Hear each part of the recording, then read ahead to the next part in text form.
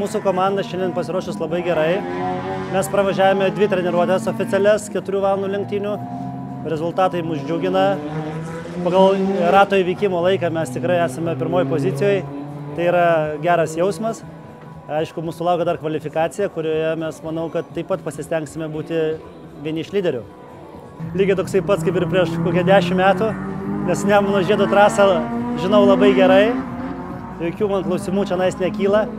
Tik tai tiek yra įdomu šiandieną, kad trasa yra pakeista. Mes turime 3 stiprias lėtas gesinimo zonas, kurios reikalauja šiek tiek ralinio važiavimo, kas man tai labai patinka. Ir aišku, automatiškai tai yra saugiau, nes šiandieną mes turim trasą, kuri yra pakankamai greita, bet su nelygiu asfaltu, tai gesinimo zonas mus priverčia šiek tiek sulėtėti ir daugiau pavairuoti, daugiau permesti pavaras, daugiau susikoncentruoti į stabdymą. Nu, tokių pagrindinių dalykų mus priverčia šiandien.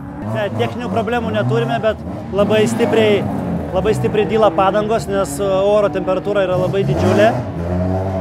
Atžvilgiu įkaitintas asfaltas taip pat yra karštas, apie 32 laipsniai, taip kad mūsų kiečiausio mišinio padangos taip pat stipriai dyla. Bet automobilis viskas tvarkoja, variklis nekaista, trauka gera, viskas yra gerai.